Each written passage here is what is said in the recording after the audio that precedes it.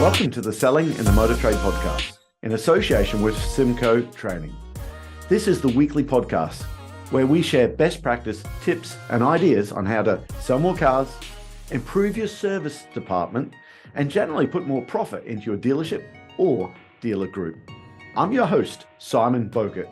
Now, some of you probably already know me as Skippy. I would start by saying thank you for taking the time to listen to this podcast.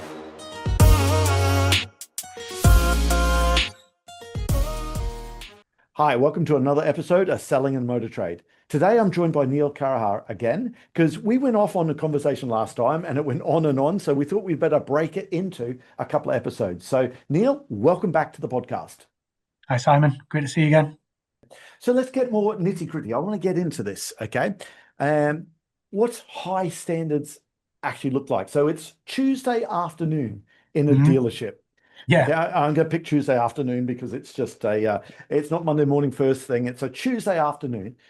What does high standards actually look like in a dealership? On a Tuesday afternoon? I mean, there should be the same standards that you'd see on a busy Saturday afternoon at lunchtime. When it's packed in the showroom, there's customers everywhere.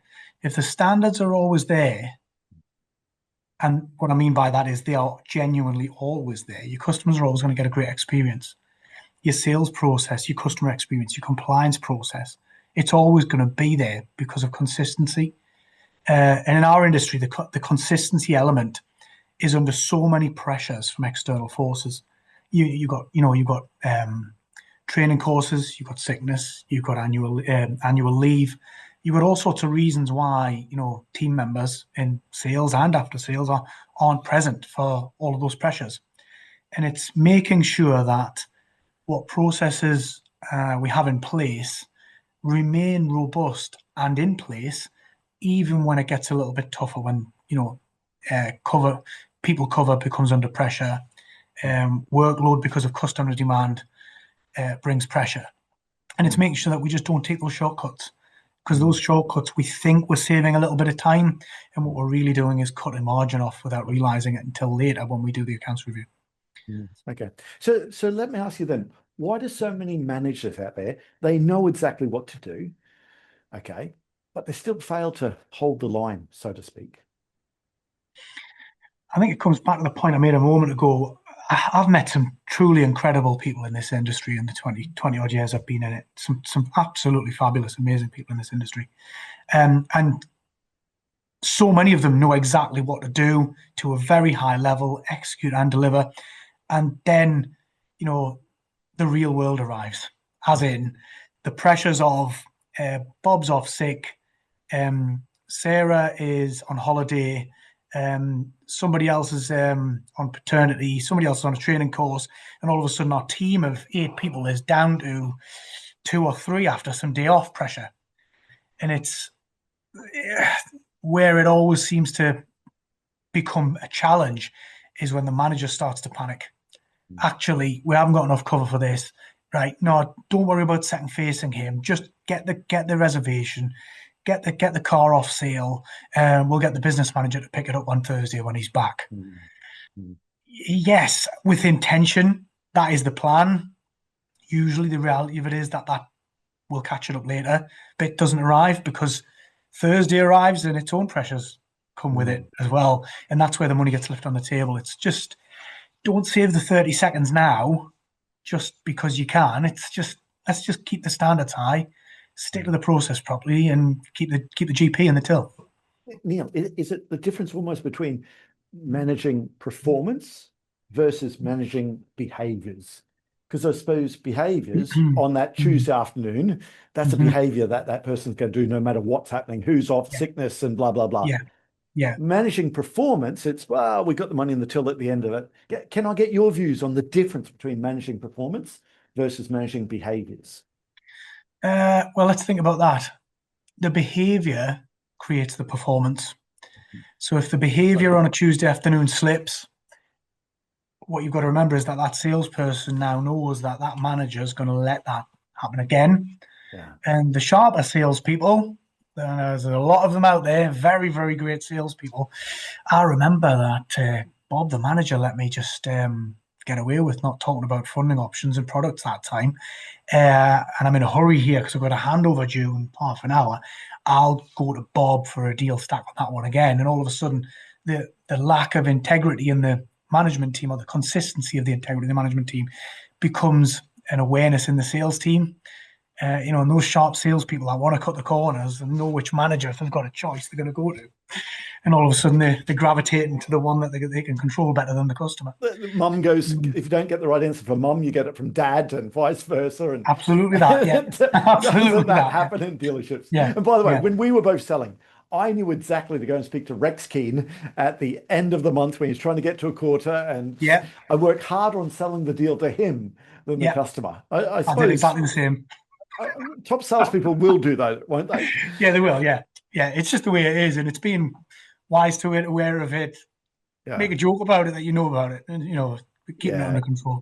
Yeah, I often say, are you working as hard on me on the customer as you're working on me? Yeah, absolutely. You get that laugh. So many times. Yeah. So true. Hey, listen, you describe your role as delivery, not reporting. Okay. So can I ask you, what data actually matters? What's just noise out there? Okay. In your role, delivery, not reporting. What do you mean by that? Well, you mentioned data a second ago there, Simon. I think we've got to think about what data is. We're now in an era where we are swamped and are drowning in data because there's so much of it. Everything's measured. There's a KPI for everything. Yep. And over the years, I've heard the phrase paralysis by analysis, and I totally agree with it. But what I've also learned is when that phrase gets used, it's usually thrown from an angle of somebody that doesn't actually understand what a particular data set is actually trying to tell them. And it's vitally important that we simplify our data set that we're sharing with each other, because data is great until it becomes so overwhelming, it becomes noisy and misunderstood. And the more simplified it becomes, the easier it is to understand, the easier it is to buy into what it's telling us. One of my favorite points about this is, if you can show a leadership team, a team of 10 salespeople, and how your salesperson that's got the highest conversion rate, the highest test drive offer rate, the highest financial offer rate, versus the person at the other end who's not converting, and the correlation between the basics of demo, offer, close, and the same conversions of all the F&I things. When you start to show money on the table for a particular salesperson versus somebody else in the same sales team in the same period of time, you start to show the real money left on the table in real terms. All of a sudden, that data becomes valuable.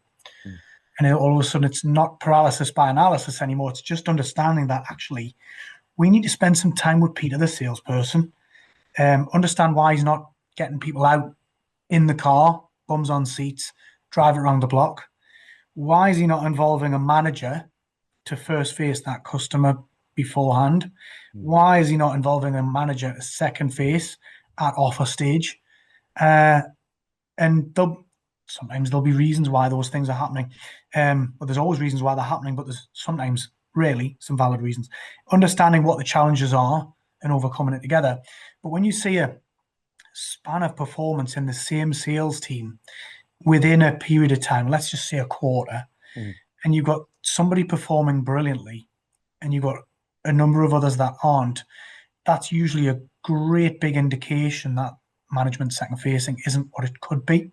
It might be that they are second facing, it might be that they're not, but it definitely means that something different happens with different members of the sales teams in terms of manager involvement.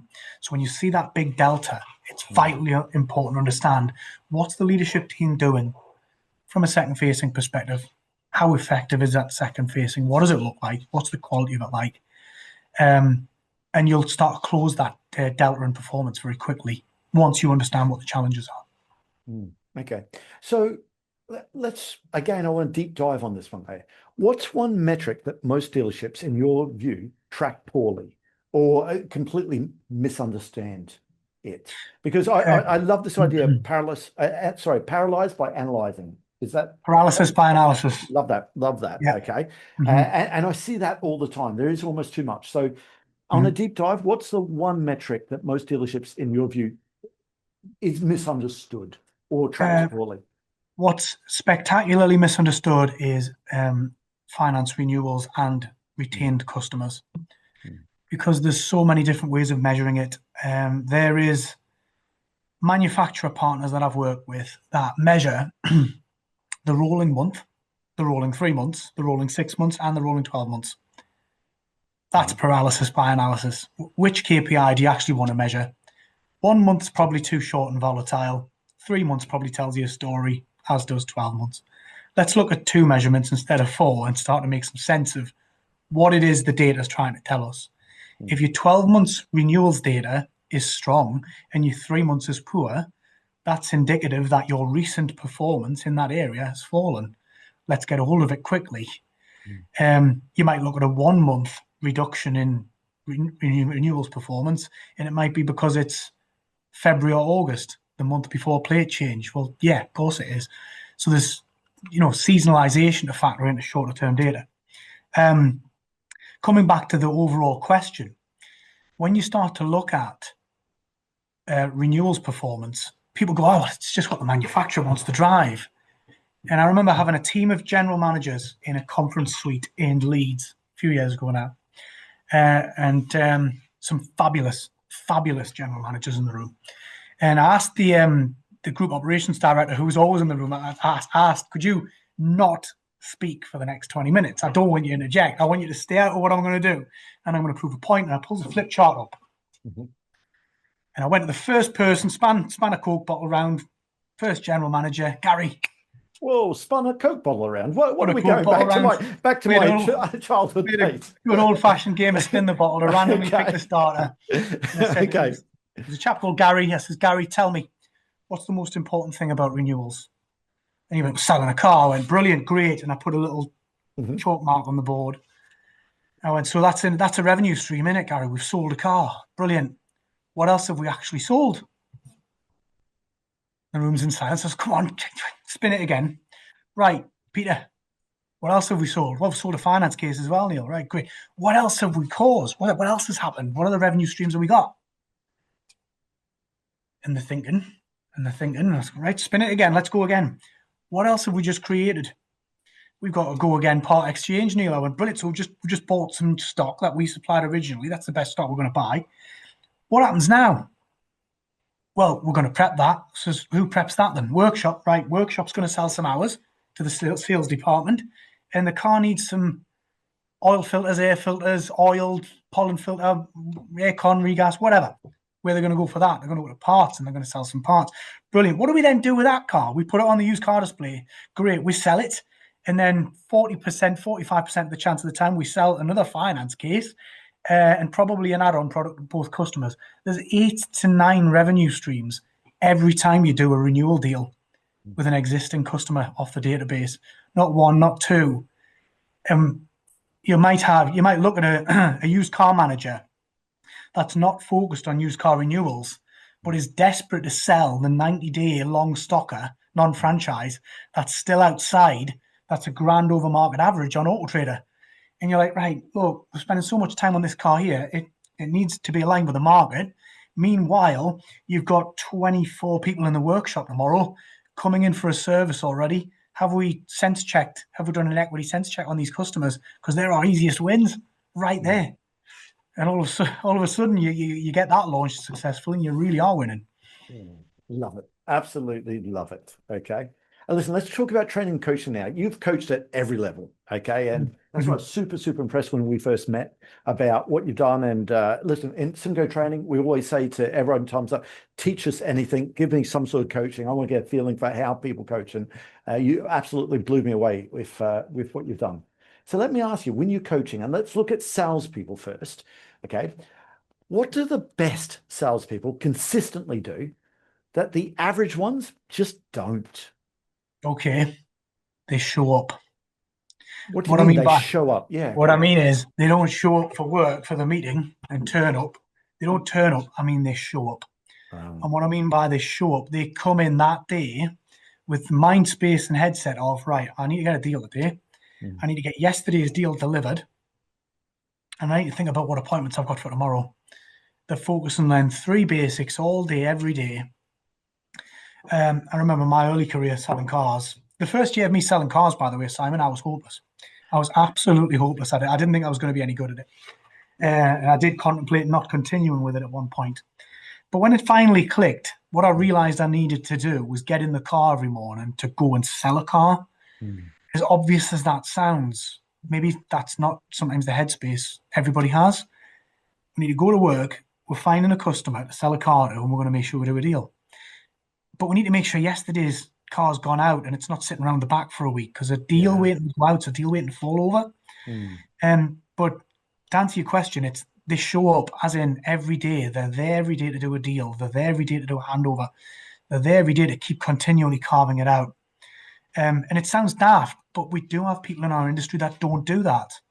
I remember working with a challenging sales team in a JLR business 5-6 years ago, a good while ago now. And we had a salesperson that was selling 3 cars a month on average in a rolling 24-month, 3 cars a month. Wow. And I remember sitting with the general manager going, what's the story here? Why is that being, why is he there? And secondly, why is it being allowed to happen? What have you done so far about it? And I met the sales guy. What a lovely man. I'd love him as my next door neighbour. Yeah. I'd never buy a car off him. He was turning up, not showing up. It's literally that's the difference. Consistency, determination, good level of knowledge, great level of confidence, great level of motivation. Those 3 things. If anything's not performing in your sales team, we need to go backwards. Is it knowledge, confidence, or motivation? And once your leadership team understands, I'm going to arrive on site to spend time with you, the first things I'm going to ask you about your underperformers is, what's their product knowledge like? What's the confidence like in front of customers? Right, brilliant. What's their motivation like? The guy that was selling 3 cars a month for two years, he knew the Land Rover product upside down, inside out, back to front, better than anybody else I've ever met. Was he confident talking to customers? Absolutely. But he had no motivation to sell a car. He was just happy to be there and have a company car and turn up and go home. The turn up versus show up was the difference. He wasn't showing up to sell a car. That's the difference.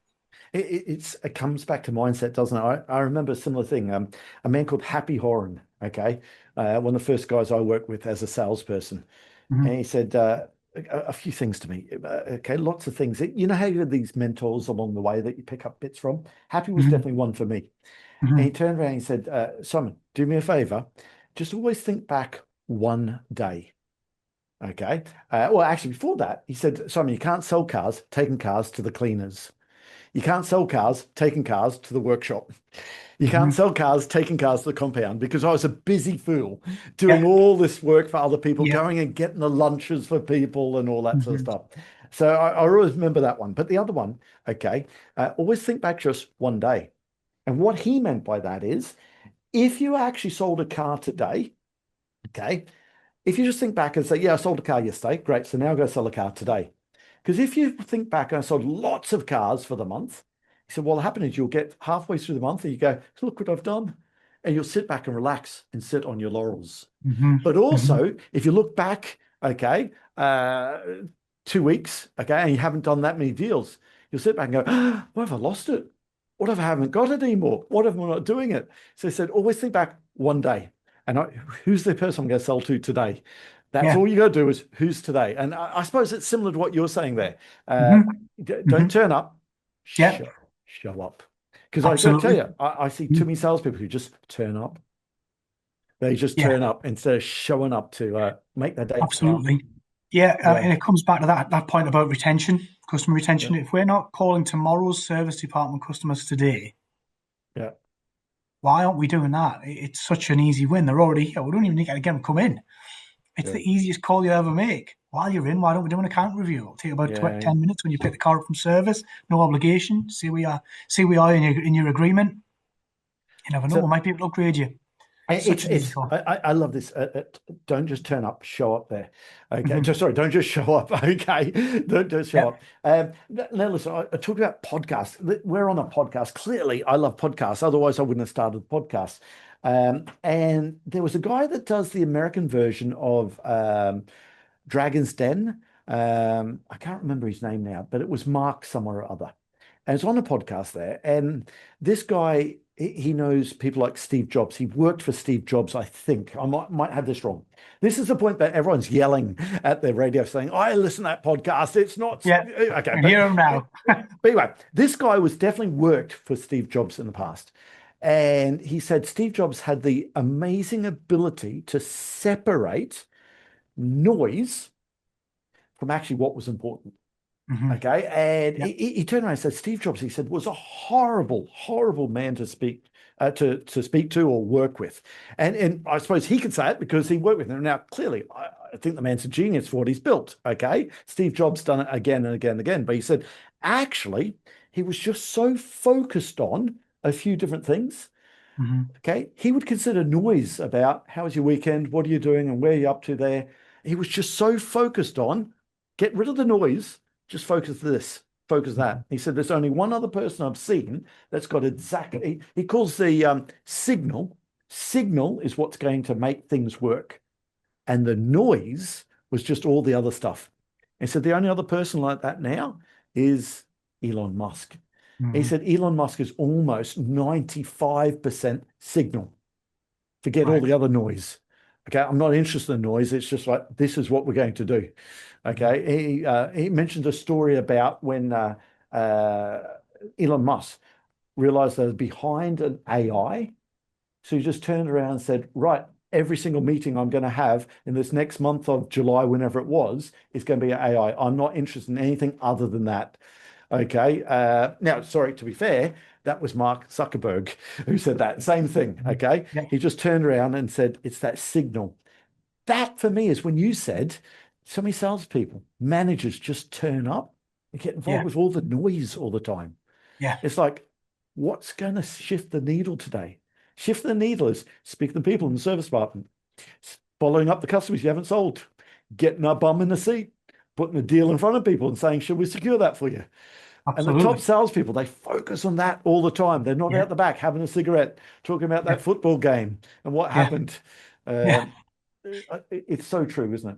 It's cliche, but all the things you've just said there, Simon, it's about, it's so cheesy almost, but it's about being brilliant at the basics, Yeah, yeah, isn't yeah, it? yeah. All Yeah. of those things, basic things. Hang on a minute, right? Let's show up and get the basics every single day. Yeah, yeah, so true. So listen, let me tell you about the basics then. Okay, why does training so often fail to stick once a trainer leaves the dealership or the training premises wherever they work? Why doesn't it stick all the time? There's a number of reasons. If you've got someone that firstly didn't deliver very good training, Hmm. they get laughed out of the car park when they leave, and You see that? Yep. Yep. it happens, and they laugh you off and noddy dog Thankfully, you. See you next thankfully, time. Bye. thankfully, we hear about that more than seeing it. I've got to say in our Yeah, business quickly for yeah. our clients listening to this, though. But you do hear about other people that You hear about it. the trainer turns up to actually just show up, okay, Yeah, and to click through a PowerPoint presentation. I hear so many times that happens there. yeah. Long may it continue because that's the success of our business. It certainly is, and that is the difference. It's turning up with meaningful content, understanding the real problems, Mm. working on it with the leadership team together. But to really sort of cement the answer to your question, the reason these things don't last is if any trainer turns up, delivers really good quality content, the team are engaged with it, the leadership team are engaged with it, but then the message doesn't get carried on after the session's finished. Mm. We show up a month later to follow up on how it's went. It falls over when it's not driven, when we're not there. And the reason that happens is alignment wasn't created between what was delivered to the team and the leadership team. There's so many times, it's happened to me many times, I've arrived at a dealership, I've done a brief with the general manager at the beginning of the day, no management team available to see me. I've been plonked in an office somewhere with whoever was available rather than somebody strategic for the right reasons. Mm-hmm. I'd spend some time with that person or team, and I'd leave, and I couldn't get to see the management team before I left. You'd come back a month later, usually nothing had happened, because the alignment wasn't there. And it's vitally important that once we've identified what's causing the underperformance, is it a team member or team members? Is it the management or management team members? Is it a combination of both? What other things are in the way of them achieving their goals? As long as those things are all understood and good, simple actions are in place, we can come back a month later and celebrate the success of the changes. But the alignment has to be there. You've got to inspect what you expect too, don't Absolutely. you? Yes. And the management team has to inspect what you're going to expect. Okay. Yes. Otherwise, there's no clarity. But Neil, so many times people say if the training's brilliant and people buy into it, we know that humans remember what? Is it in 7 days' time, they're lucky to remember 10% of what they've learned on any training course? How do you overcome that hurdle? Well, if you think great training is the start, but the actual learning process doesn't happen in a couple of hours or in one session or in one day. That's part of it, but it's about drip feeding that information over time. So if you think about a team member that's new to industry, they've been through road to a sale or equivalent sales process training. They've got a good manager. They've got a good mentor back at the dealership as well that they're working with, that's giving them guidance. And then they get regular drip-fed information, coaching, training throughout a period of time. It lets them absorb it better. And a good analogy we talked about in another meeting earlier today, Simon, was if we throw a glass of water over somebody, some of it's going to land on the person, some of it's going to land on the wall, some of it's going to land on the table. And it's a ridiculous analogy. If their mind's like that sponge, isn't it? That's the analogy. Yeah. And that water's going to go everywhere. Everywhere. We need to get that water into their sponge as a mind. Into the sponge, into their mind, absolutely. And it's throwing a load of information in one day in a training course is one thing. Throwing a little bit less information in that day, but more meaningful and better aligned and understood, and then followed up by sort of drip-fed information over the coming days, weeks, months, good mentoring from the leadership team at site. It forms a learning and development journey rather than just a dump of information that we're going to follow up on a month later and hope it's still there. Some people, a lot of it will be. Others, barely any of it will be. It all depends on how well they've been supported and coached in between. I love as well where you say the way to coach people is, what is it? Is it tell me? Okay, tell me first what it is. Then show me. Yeah. Then show me. Yeah. Then it's let me. Yeah. Then it's coach me if I've got that right. And absolutely, I love your philosophy there. Tell me, can you run through those steps there? Tell me first. What do you mean by that? So if I came to spend time with you, Simon, and you were not great at selling, let's just say used car finance, and we talked about like what we discussed earlier, representative APR, typical APR, our funding options, how it works, how do we compare, the face saver strategy of always make sure the customer's got options regardless. I can tell you all about that. If I show up and tell you what to do and leave, you're going to sit there and noddy dog me. Oh yeah, Carrahar's here again. We're going to talk about it again next month. Whatever. Yeah, yawn. If I tell you and then I say, look, tell you what, Simon, I'll show you. Right? If you get a customer this afternoon, or you want to do a prospect call to a customer now, I'll do it for you while I'm here. I'll show you how to do it. More than happy to do that. Genuine offer. If I'm ever in your business, anybody listening, I'll show you how to do it as well. And then I'm going to let you have a go yourself. You know, you get another customer, I'll quietly sit from a distance and listen, get on with some stuff on the computer or make myself look scarce. I'll quietly observe it. I'm going to let you have a go and observe all the things that you did well, because I want to catch you doing things well, Simon. I want to catch you doing all things right. Assuming it's not perfect, it may be, it may not be. At the end, I want to have a big catch up with you and say, Simon, right. So we started by me telling you how to do it. I then showed you how to do it. You've now had to go with the customer because I've let you have a go at it. What do you think went well? This. Brilliant. Yeah, I picked up on that as well. Hey, something else that I noticed that you did really well, Simon. I noticed that you said this to Mrs. Griffin.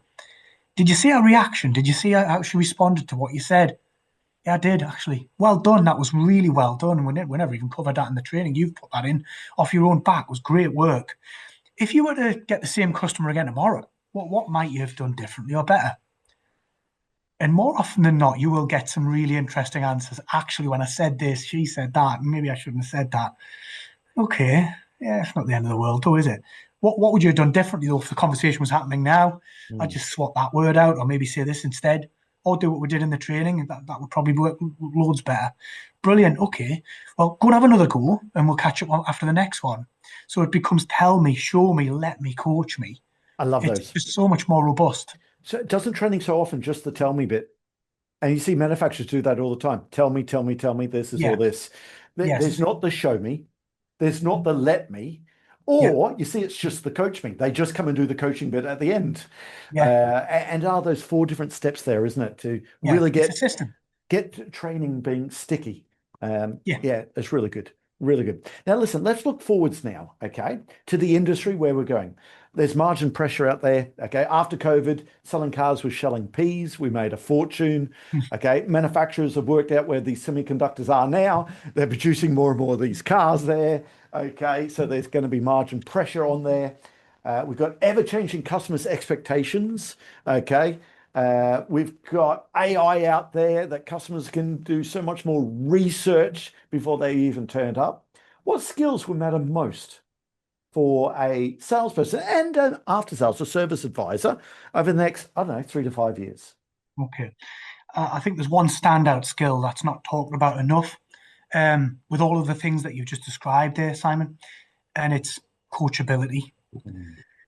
And what I mean by that I'll buy that is, 100%.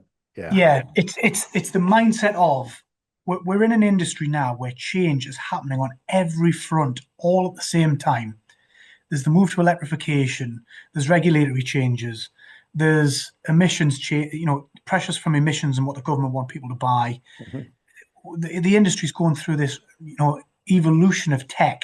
All these things are all happening at once, all around us. And we've got Bob, the salesperson, done us 350 cars in his best year, but his ego's got the better of him and he doesn't want to learn anything, won't learn anything, and he's a closed off book. Guys and girls like him are going to get left behind in the coming 18 months at a rapid rate of knots. So it's really vital for anyone on this podcast, no matter what your role is, which company you're in, at what level, we need to stay coachable and open to change because it's happening around us right now. Have I got loads to learn about the industry? Absolutely loads. But we all have at every level. There is so much change happening, and it's vital that we talk to our teams at all levels and make sure people are coachable and adaptive to change, because the change is going to happen whether we like it or not. There's all this stuff about AI. My mother-in-law, she's like, I don't believe in AI. It's fake. It's not real. And I'm like, all right, okay. And I used ChatGPT for a few analogies to prove her wrong. And she's sitting there, trying to playfully argue with me that it's wrong. And I went, go on, ask me a question. She asked me whatever it was, and I came back, oh, well, there's the answer. She came back and she went, I don't like that. I went, I know you don't. But she says that's my generation. We all have to, regardless of our generation, move with it because we just get left behind, don't we? Yeah, so true. Yeah. So true. It's amazing. Well, amazing everyone where AI is going at the moment. It is we've got to embrace it because it's not going away. Exactly. It's not going away at all. Now, having said that, do you think the motor trade has got more complex, or are we just making it more complex? Yes to both. I think it's definitely got more complex. I think we have, as an industry, got some flaws in the fact that we make things more complicated than they need to be. It's like what I said earlier on. We're all drowning in data. Use the data simplified to help us rather than drown us. And it's the same with AI. People are like, oh, AI is going to replace the salesperson. It's not. You've got major, used car online retailers that have failed recently because they decided the market was going to go a way that it wasn't ready for. It's exactly the same with AI. AI, if it's embraced properly, carefully, it's only going to help management teams. It's going to help leadership teams. It's going to help operators of dealer groups if we understand what it can do to help. So instead of trying to compete with it or push it away, let's understand what value it can bring. But one thing's for certain, as you know, the example I've given a moment ago, some of those large online only retailer groups making big losses and failure, suffering failure. Customers still want a bricks and mortar buying experience, but they also want the simplicity of all of the tech that comes with it. So that's why we've got to be ready for change. You know, can we have a blended retailing process? Of course we can. I've had it for ages. Can we embrace a digital offer platform better than what we have now? Everybody can. Tech's exciting until you're scared of it, and vice versa. You know, if we embrace it and we know what it can do for us, it can make things so much simpler. If we fight it, we get left behind. So it's all about being coachable, understand what the future holds, and how you can use tech to your advantage. Okay. Listen, I'm really enjoying this. I suppose we need to look at wrapping up there. So, but can I ask you, in wrapping up, what lesson have you learned, maybe the hard way, that you wish you knew earlier on in your career? Is there something you learned far too late in your life? Yes, people. I think about, I've listened to a great number of your podcasts, Simon, over the last couple of months. Be specific for me. What do you mean people, though? How do you mean? People. We think about systems, we think about sales processes, we think of compliance, regulators, manufacturers, scorecards, training courses, all sorts of things that exist in the day-to-day complexity of a motor trader. And so many people will know this already. So many people won't, but people are everything in our business. And as a young sales manager, 16, 17 years ago, if I could go back in a time machine and get the young 20-odd-year-old GSM at in a sales department up against the kitchen wall in the canteen and say, why did you speak to that person like that? Why were you like that? Why were you sharp with that person? Why were you cold with that person? Why weren't you more tolerant with that person? All these things, these things sound obvious, but people are everything. And I remember where it really, really landed with me was I was in a car in Greater Manchester, going between dealer visits with a franchise director of a dealer group, very big dealer group. And he pointed at this dealership up on the hill, and there's this great big premium gin palace of a dealership, franchise dealership. And he says, hey, blowing £2 million a year, that, can you believe that? Look at the investment they've made in that. What on earth do you think's wrong there? I thought, I don't know the dealer group, and I don't know much about that franchise, but the facilities look fabulous. But I can tell you this much, the problem is people. And he went, what do you mean? I went, well, they've probably spent 15 million quid on that building. We've got a fabulous franchise. If it's losing money, there's either a knowledge, confidence, or motivation problem somewhere within that building. Now, that might be at a leadership level. It might be a sales team, after sales team, wherever it is. But just somebody hasn't went in and actually found out what was wrong. It might be that the leadership team were like I used to be, stone cold, heavy-handed, and not very empathetic. If we can fix that and keep the same team and get them thinking differently, you might have a totally different business. And this person that I was in the car with sort of shook his head and he went, I'm 25 years older than you and I've never thought of it that way. I said, well, yeah, but it's true. And I look back to who I was as a younger salesperson and the early stages of my leadership career, and I just think, how much further in my career I might have been if I'd been a different person about people, understanding people, understanding motivations, all those qualities that come with maturity. Okay, Neil. So let's say you're a sales manager listening to this podcast right now, today, and they want to get a better result this month. What's one of the first things they should do on Monday morning to guarantee that result this month? First thing, ask themselves, do I understand my team? And I know it sounds really obvious and very generic and oversimplified, but really ask yourself that question and ask yourself of it critically. do I understand Gary and the sales team? Do I understand what makes him come to work? Do I understand his motivations? Do I understand his home life and his home situation? Do I understand what challenges and problems he might have that he needs my support with outside of work? Do I understand Gary in terms of, what his strengths and weaknesses are in his role? Have I shared that with him? Have I given him a really high quality one-to-one and given him feedback? All these things, once you understand that and your team start to pick up on the fact that you genuinely care, not because you're doing it to tick a box, but you're actually spending time with them, getting to know them, doing one-to-ones with them to give them support, encouragement, development, challenge. Once your team understand that you're asking those questions because you genuinely care about them and you're not ticking a box, the level of respect within the team will grow massively. Once that happens, your team will naturally start to perform better. There'll be a better team culture. They'll work together better. And the overall performance of the department will be immensely improved. It's all about people. It's all about understanding your people sincerely, genuinely, and making sure that when there's success and things to celebrate, and we've said it so many times today, catching people doing the right thing, and it's done right, not with a sick bucket, but properly. Simon, I noticed that you handled that really well with that customer. Great work, well done. Don't think you'd have got that deal if you hadn't have said that. And do that in front of the team because it's deserved and it's well balanced. The respect in the team will grow, the performance in the team will grow, and the feel-good factor comes with it, and everybody enjoys coming to work.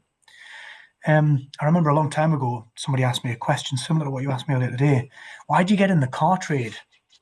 And I want to admit this to the big audience on the podcast. I joined the car trade for a laugh. I wanted to join a fun industry, and it's grown into a bigger, more regulated, more financially powerful, serious business. And sometimes we run the risk of losing the fun. And there's nothing to stop us being professional, high-performing teams and still have a lot of fun doing it. And we need to make sure our team know that that's what we want. We want them to come to work. We want it to be fun. We want them to enjoy it. We want them to like coming here in our team, delivering a result together. And that's the real thing every sales manager could benefit from, no matter what their performance is currently. Brilliant. Listen, how do people get hold of you? What's the easiest way to find you on LinkedIn? I take it. Is that the easiest way to get hold of you? Yeah, I'm available on LinkedIn. I'm responsive to LinkedIn messages. I'll be back here as soon as I'm available. You can also reach me at neil.carrahar@simcotraining.co.uk. And I'd love to hear from anyone that would like help improving their department, dealership, or dealer group. Brilliant. Really love that. Thanks a lot for coming on the podcast. Thanks, Simon. That just leaves me to say that all details of this episode and other episodes on the selling in the motor trade can be found on our website, simcotraining.co.uk. Go there to get a copy of our book, Words That Sell Cars.